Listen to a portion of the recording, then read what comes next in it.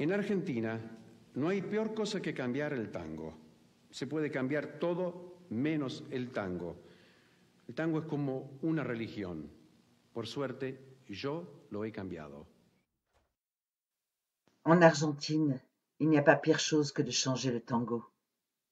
On peut tout changer sauf le tango. Le tango est comme une religion. Mais par chance, je l'ai changé. Astor Piazzolla.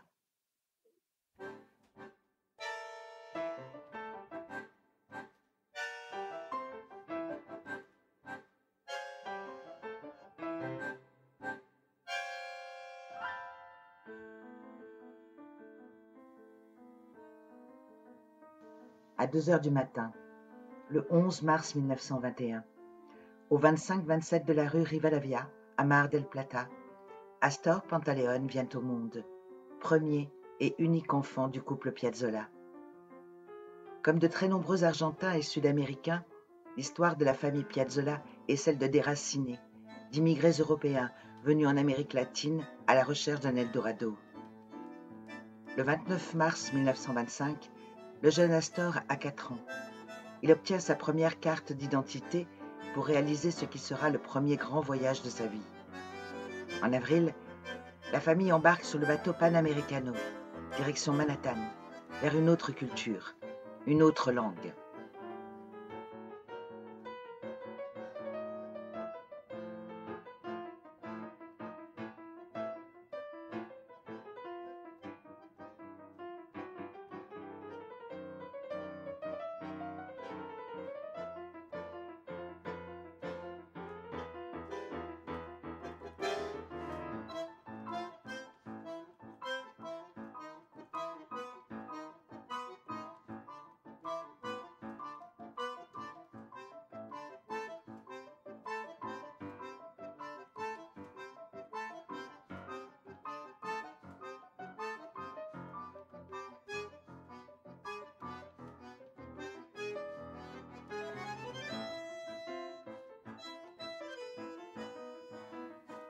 Bien plus tard, Astor se remémore la scène du départ en disant « Il avait plu. Le pré était mouillé et une multitude de papillons gris voltigeaient dans les airs. Comme je n'avais envie de parler à personne, je suis allé tout droit au poulailler pour voir mon lapin qui avait l'habitude de s'y cacher. Je me suis assis sur un banc que l'oncle Tchéco avait fait dans un tronc d'arbre. Puis, je me suis dirigé vers la cuisine. Caché derrière la porte, j'ai entendu maman dire que nous partions pour les États-Unis parce que là-bas, on gagnait plus d'argent. « Va donner à manger aux poules !» me dit la tante Cécilia aux grosses mains et au visage sans cou. Et elle me tendit une poignée de maïs. Quand on renvoie ainsi les enfants sous n'importe quel prétexte, c'est qu'il se passe quelque chose d'important. C'était quelque chose de triste, car les femmes avaient les yeux rouges. Les grands-parents avaient rapproché leur tête et leurs mains comme pour prier. J'observais tout cela de la porte en écrasant des mouches sur la vitre sale. Brusquement, maman poussa une sorte de mugissement, comme Margarita, la vache du voisin. Mes grands-parents s'embrassèrent et leurs pleurs redoublèrent. On avait l'impression que maman était redevenue toute petite. Elle s'agrippait aux genoux de grand-mère. Elle resta ainsi un long moment, sans rien dire. C'est alors que le défilé des cousins commença. Maman pleura jusqu'à 8 heures du soir. Je savais qu'il était 8 heures, car tous les soirs, à cette même heure, mon oncle Tchéco rentrait et rangeait son accordéon dans l'armoire. Ce jour-là, il ressortit aussitôt et je lui emboîtai le pas. Maintenant que l'oncle Tchéco ne jouait plus, il avait l'air triste. Il cligna des yeux plusieurs fois, comme gêné par le vent du soir chargé de poussière. « Qu'est-ce qu'il y a donc là-bas ?»« De la neige. »« Moi, à votre place, je ne partirai pas. Personne dans ma famille n'est jamais parti. » Il est 5 heures du matin lorsque le bateau entre dans le port de Manhattan. L'ange est là. Il voit le flambeau dans sa main levée, mais son regard leur semble plus vague que miséricordieux. Je me souviens d'une énorme statue. On me dit qu'elle s'appelait la Statue de la Liberté. Elle m'a beaucoup impressionné. J'étais mort de faim et de fatigue. Nous sommes allés directement chez un oncle de maman, l'oncle Pablo, qui était cheminot. Il nous donna aussitôt à manger et nous prépara un lit. Mes parents ont beaucoup parlé avec l'oncle Pablo, de la mafia, d'Al Capone, de la prohibition qui interdisait de vendre et de consommer de l'alcool, des nombreux immigrants qui s'étaient enrichis et de ceux qui étaient restés très pauvres, du métier de coiffeur, des rues qui n'avaient pas de nom mais un numéro, des grands magasins, du métro.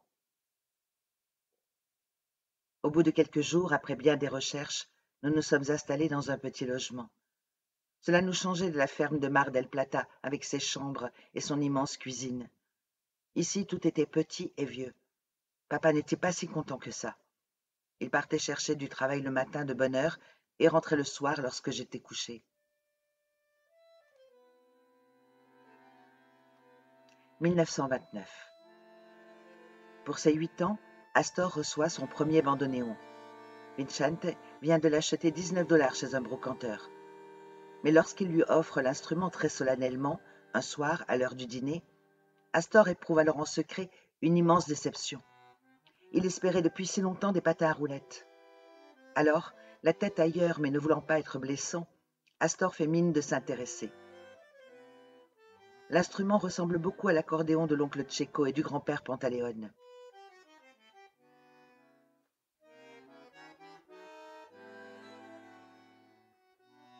Bien plus tard, Astor avouera. Pour moi, c'est comme s'il m'avait ramené un ventilateur. Je ne savais pas ce que c'était. Ce bandoneon, cette caisse noire, mais qu'est-ce que je faisais de ça, moi? J'étais uniquement intéressé par le jazz.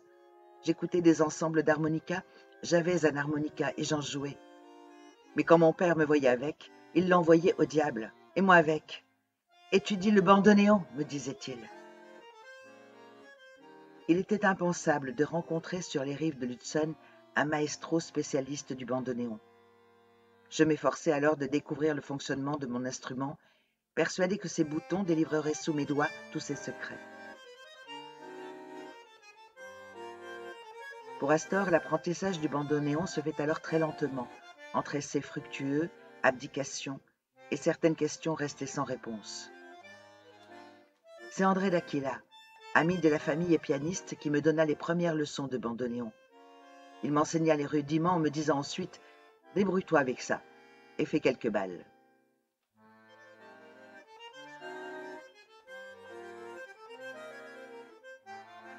« 1931. Avec mon ami Nunzio, nous nous rendions à la 14e rue, secteur très commerçant, et nous serrions les chaussures, jouions de l'harmonica et faisions des claquettes. Après le show, nous passions le chapeau. À la maison, il me voyait avec de l'argent et se demandait où je l'avais trouvé. S'il l'avait su, je ne sais pas ce qu'il m'aurait fait. C'est que j'étais une fusée. J'avais une joie débordante, j'étais heureux à la maison et en dehors. Naturellement, mon père a été la figure charismatique de référence durant mon enfance. Il travaillait de 7 heures du matin à 9 heures du soir, mangeait, se changeait et m'emmenait étudier la musique 2 ou 3 fois par semaine.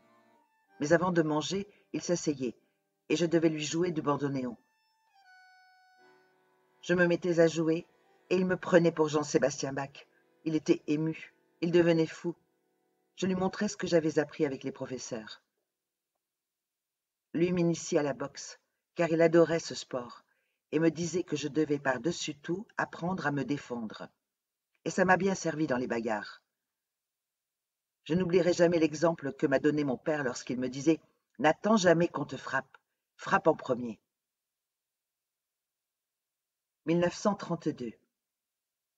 Mon père Nonino avait écrit dans son journal, un petit cahier à couverture cartonnée qu'il cachait dans l'un des tiroirs de la commode, un texte intitulé « Lui aussi a son histoire ». Il y racontait ma vie, les professeurs, les raclés, mon indifférence pour le tango et aussi ses inquiétudes au sujet de mon avenir. C'est à cette époque, je m'en souviens, qu'il m'emmena dans un cabaret de New York, El Gaucho. Les propriétaires étaient espagnols. J'ai joué devant eux « Cuando llora la milonga » et ça leur a plu. En quelques jours, un trio composé de l'Argentin Agustín Carnero, d'un Péruvien et de moi-même était formé. Après cela, il y eut des articles dans les journaux. J'étais l'enfant prodige arrivé des Pampas argentines. C'est à la même période qu'une des rencontres les plus marquantes de sa vie va avoir lieu. Alors qu'il est chez lui, dans son immeuble, Astor entend une musique inhabituelle et singulière qui le captive immédiatement. Une musique hypnotique qui provient d'un appartement voisin. Béla Wilda, pianiste professionnelle d'origine hongroise et disciple de Serge Rachmaninoff, est à l'œuvre. Pendant près d'1 an, Wilda enseigne la musique à Astor, lui fait découvrir le grand répertoire classique. Il a été mon premier maestro. Avec lui, j'ai appris à aimer Bach, à ne pas considérer la musique comme un simple exercice, mais à l'appréhender avec passion. Ses cours n'étaient jamais ennuyeux. On parlait de jazz, des canneloni, de l'amitié, de la nécessité d'étudier 6 et même 8 heures par jour pour la perfection.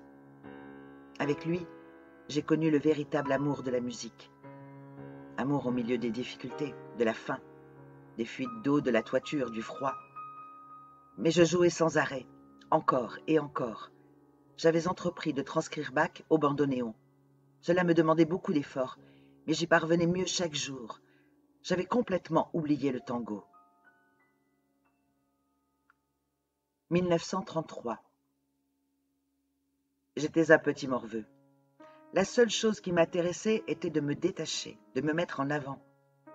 Je ne sais pas si c'était par vanité. J'avais besoin de me sentir important. Très peu de mes amis savaient que j'allais jouer à la radio et encore moins que je jouais du bandoneon.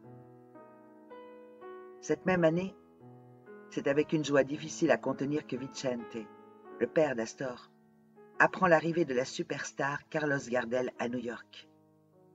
L'étoile du tango argentin chanté vient en effet en Amérique pour réaliser des émissions radiophoniques et tourner des films avec la NBC et la Paramount Pictures.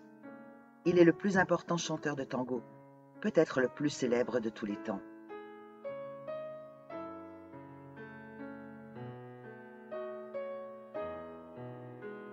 Carlos Gardel ne voulait pas croire que je jouais du bandoneon. La première fois qu'il m'entend jouer, il s'approche de moi et hilar me dit « Écoute, petit, tu joues du bandoneon de manière phénoménale. Par contre, le tango, tu le joues comme un Galicien. » 1935. Astor poursuit sa relation privilégiée avec Carlos Gardel, débutée 2 ans plus tôt. Bien contraint pour l'occasion d'apprendre et d'étudier avec sérieux quelques tangos.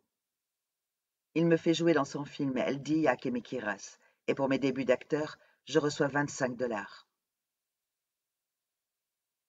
1937. Avec suffisamment d'argent en poche, la famille Piazzolla rentre définitivement à Mar del Plata. Je ne voulais pas partir. Pour moi, l'Argentine, ça ne veut rien dire. De plus, j'ai bientôt 17 ans et à cet âge-là, on est contre tout, et en particulier contre ce que pensent les parents. À New York, j'avais tous mes copains, mes petites amies, sans oublier le jazz qui faisait déjà partie de ma vie. Stanley et moi, on s'habillait en hommes, avec une veste et une casquette, pour qu'on ne voie pas que nous étions mineurs. Nous allions à Harlem pour écouter Cab Calloway. Je parlais anglais et m'exprimais très mal en espagnol. Revenir en Argentine, c'est alors pour moi comme se retrouver face à un monde inconnu. Je n'arrive pas vraiment à me faire des amis. Au contraire, je me dispute avec presque tout le monde. Je parle peu et mal. Comme Tarzan, je suis complexé. Bien sûr, je joue et je connais bien Bach, Gershwin, le jazz, mais je manque d'enthousiasme. La musique me passionne un jour, m'ennuie le lendemain. Je ne trouve pas ma voix. 1938.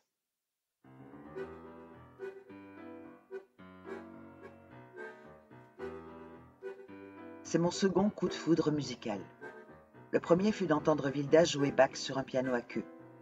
Et le second, le sextetto d'Alvino Vardaro, entendu à la radio.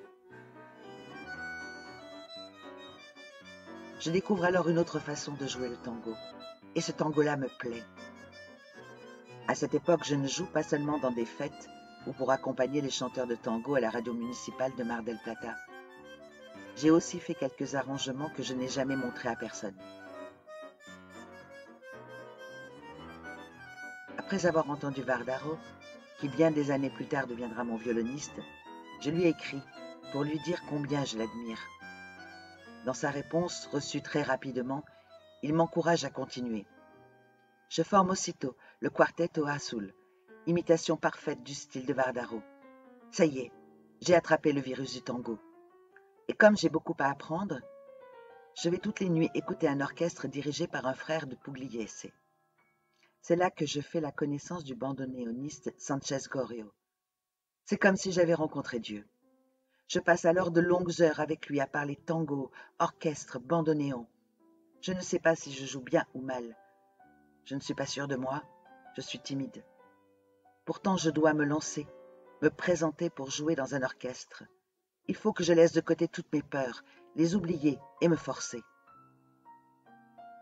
À cette époque, en Argentine, il y a Buenos Aires d'un côté et le reste de l'autre. Astor s'en aperçoit très vite. Il ne peut résister plus longtemps à l'attractivité artistique évidente de Buenos Aires. S'il veut se professionnaliser, il doit partir. Astor retrouve Libero Paolini, son ancien professeur, qui raconte. Ce que le gosse Piazzolla ne sait pas, c'est que souvent on se sort de ce monde sans peine ni gloire. Lui, il en est sorti avec la gloire. Mais certains se retrouvent sans rien. Ils attendent vainement qu'on crée un de leurs tangos, ou rêvent d'être premier bandoneon ou premier violon, de diriger leur propre orchestre. Astor ne sait encore rien de tout ça, ni que le monde du cabaret est pourri, que la nuit est longue et ennuyeuse, que le patron a l'œil sur tout, qu'on est parfois traité comme quantité négligeable. Le cabaret est un travail, pas une aventure. Il croit que tout est facile. Bien sûr, il a toutes ses illusions et une formidable énergie. Nous, on travaille la nuit depuis plusieurs années déjà, on essaie de le calmer. Son père m'a demandé de m'occuper de lui. Alors je le fais manger correctement, on va ensemble au cinéma, on bavarde. Une fois à la pension, il étudie sans arrêt. Ou alors, il joue de jolis morceaux qui me font pleurer. Bach, Chopin, des musiques tristes qui me rendent fou. Je l'arrête et lui dis « Ça suffit, le môme, joue quelque chose de gai. » Et il me joue la raspa ou une ranchera. C'est un compagnon agréable, joyeux, farceur et très naïf face à ce monde. Il va souffrir, je le lui dis, à cause de son caractère, de sa façon d'être. Il est rebelle, rêveur et têtu avec ça, comme une mule. Il veut y arriver, être quelqu'un d'important et de différent. Et il est différent, je vous le jure. Il y a quelque chose en lui. Nous, avec quelques balles en fin de semaine, la radio, le cabaret, on est satisfait. Pas lui. Il veut étudier, encore et toujours, sans cesse. Quand il revient du cabaret Novelty à 4 heures du matin, il est au bord des larmes. Il refuse même de prendre un maté. Il veut retourner chez ses parents, aller à la pêche, voir ses cousins. Alors, on sort avec des filles ou je l'emmène faire un billard. Il adore ça. On n'arrive pas à l'arracher de la table de billard. Ainsi, le temps passe plus vite. Nous sommes très seuls. Et la solitude, c'est une vraie plaie. Vous ne pouvez imaginer à quel point c'est une plaie. Insupportable. Une nuit, enfin, il me semble. Bon, je ne lui ai rien dit, je l'ai laissé. Mais il me semble l'avoir entendu pleurer.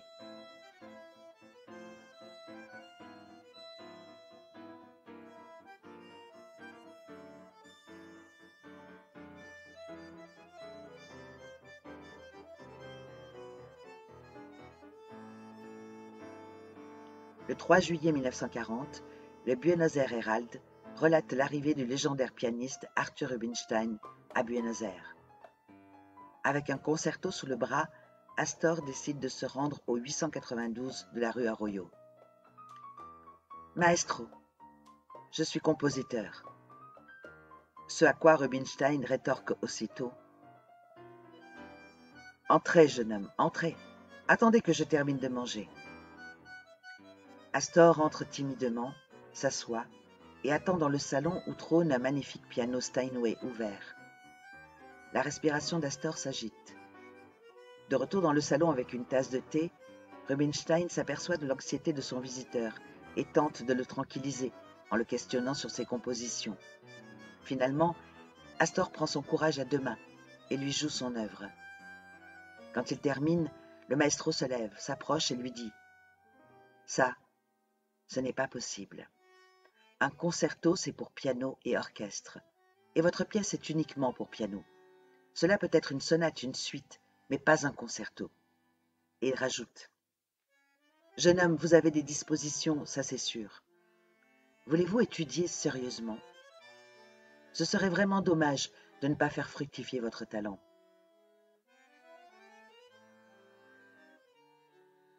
Ainsi, Astor devient le tout premier élève d'Alberto Ginastera. Je dois tout à Ginastera. Il a été mon véritable maître. Il m'a enseigné la théorie, l'harmonie, l'écriture, la composition, l'orchestration, le contrepoint, la fugue, tout. Il m'a aussi transmis tout son humanisme. Pour lui, il est inconcevable qu'un musicien ne s'intéresse uniquement qu'à ses partitions. Il doit connaître la peinture, la littérature, le cinéma, le théâtre. Et pour moi, c'est un changement radical et un impact considérable. L'expérience avec Ginastera l'influence constamment. Il accuse toujours plus les tangueros de ne pas connaître Stravinsky, de ne pas être curieux, de ne pas vouloir évoluer. À partir de cette année-là, Astor signe en son nom la suite opus 2 pour piano seul.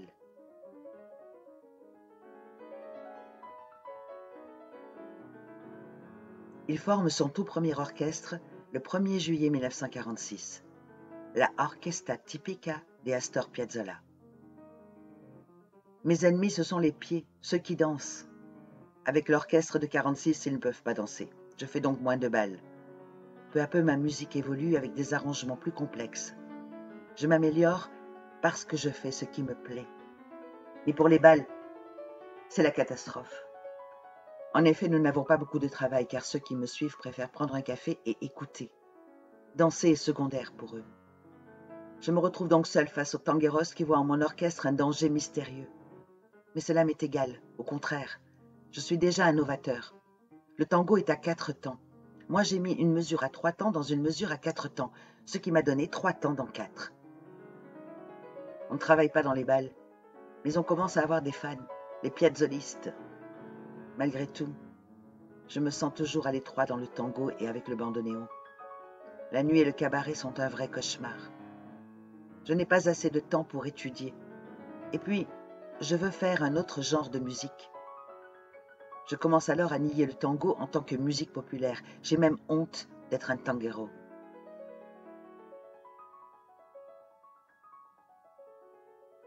« 1954, Paris. Nadia Boulanger, l'un des monstres sacrés de la pédagogie musicale internationale, est l'une des premières personnes à l'encourager dans ses recherches de hiérarchisation du tango. Elle m'a ouvert les yeux, car à mon arrivée à Paris, j'avais déjà commencé à revoir ma position par rapport au tango, ce qui créait d'ailleurs en moi une grande confusion. Elle m'a donné confiance, me faisant voir que dans le fond, je suis un tanguero, que le reste est également important, mais ce n'est pas moi, c'est un autre moi, un autre compositeur plus cérébral, mais pas le véritable Astor. Quand je compose, mon égoïsme est terrible. Rien de ce qui se passe autour de moi n'a d'importance. Je me perds, je pars, je suis absent. Parfois, je peux rester des heures face au piano sans écrire une seule note. Et cela me désespère. Je jette papier sur papier et rien ne vient. Dans ces moments-là, oui, j'ai besoin que personne ne me parle. J'ai besoin d'une concentration totale, parce que l'idée est là, je la sens, mais elle ne sort pas et cela me rend fou. Et brusquement, en un instant que j'appelle un instant presque d'illumination, de magie, de douleur et de plaisir, l'idée principale surgit et je respire calmement. À cet instant précis, je ne suis pas moi-même. Je ne sais plus qui je suis. Après, tout cela passe, je reviens à moi, je peux bavarder, composer, boire un café, jouer avec mes chiens. Mais une autre étape difficile suit. Le développement logique du morceau, sa cohérence interne, l'orchestration, que tout soit parfait, de A jusqu'à Z, comme un compte rond. Cela me coûte, mais en même temps j'écris avec une rapidité peu commune. Ce n'est peut-être pas bien que je le dise, mais cela a toujours été ainsi. Quand j'ai fini de composer, je ne sais pas si c'est bon, si c'est meilleur que ce que j'ai écrit avant, si c'est la même chose ou si cela ne sert à rien. C'est seulement lorsque je joue avec mes musiciens, lorsque je m'entends, que je peux mettre le point final. Parfois je me demande, est-ce bien composé? Comment cela m'est-il venu? C'est comme si quelqu'un d'autre l'avait fait à ma place. La création est un mystère. Elle exige beaucoup de travail, un grand effort. Cependant, il y a quelque chose que je ne comprends pas. Je ne peux jamais écrire quand je me sens mal, déprimée, malade ou quand j'ai faim. Je ne suis pas un créateur tourmenté, je suis un type heureux. Et quand j'écris, j'ai besoin d'une extrême tranquillité, que personne ne vienne me voir avec des problèmes. Pour travailler, j'utilise alors toute mon énergie, et rien ne doit se mettre en travers de mon chemin. 1989. Astor a 68 ans.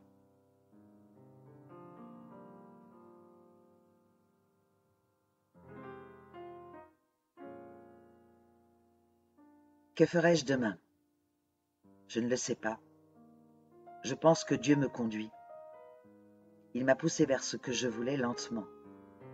D'abord la musique, ensuite le tango. Enfin mon amour véritable, la musique de chambre. Je viens de terminer quelques études tangoistiques pour flûte, et j'espère qu'elles circuleront dans les conservatoires de musique du monde entier. À partir de mon travail avec Gary Burton, un autre monde s'est ouvert. De grands solistes m'ont demandé de leur composer des morceaux. Pat Metheny, Keith Jarrett, Chick Corea. C'est ce dont j'avais toujours rêvé. Arriver avec mon tango, avec ma musique de Buenos Aires, à toucher des types géniaux qui ne s'y seraient jamais intéressés. Maintenant, les États-Unis m'attendent, ma seconde patrie que je dois encore conquérir. J'ai savouré là-bas les années de mon enfance et j'ai aussi éprouvé la déception et le désenchantement de 1958. Maintenant, je dois jouer dans les théâtres les plus importants, le rêve de toute ma vie. Je vais aussi étudier. J'ai encore beaucoup à apprendre, surtout sur l'opéra, qui est un des genres les plus difficiles. J'écrirai mon opéra, puis mon ballet, et après je mourrai heureux. Je sais que je ne vais pas vivre encore 150 ans, je le sais. Peut-être arriverai-je à 83 ans. C'est ce que m'a prédit une voyante, et je le crois. Et même si j'ai gagné presque toutes mes batailles, je vais continuer. J'aimerais que ma vieillesse ressemble à celle de Rubinstein, qui a donné son meilleur concert à l'âge de 84 ans, ou à celle de Pablo Casals. Vivre dans une maison face à la mer, avoir un grand piano à queue, une bicyclette, mes chiens, aller pêcher les requins, composer sans cesse, boire mon whisky à 7 heures du soir et avoir du temps, plus de temps pour continuer à écrire.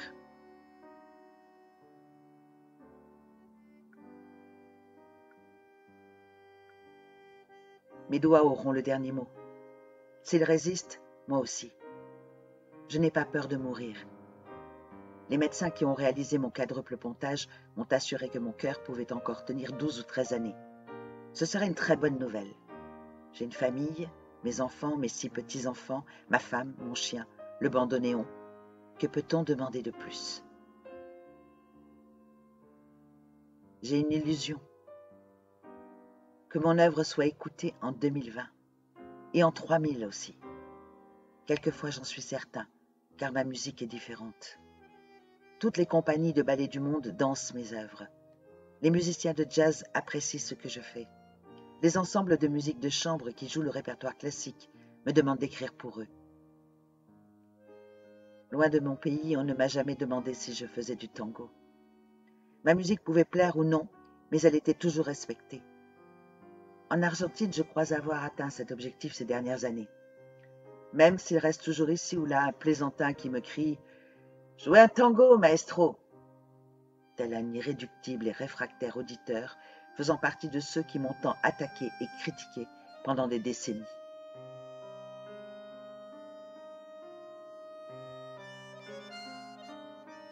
J'ai dû me défendre, me battre, argumenter. Mais aussi, j'avoue quand même que je me suis bien amusée. Sans s'en rendre compte, tous ces détracteurs m'ont aidé. Ils ont construit la renommée d'Astor Piazzolla.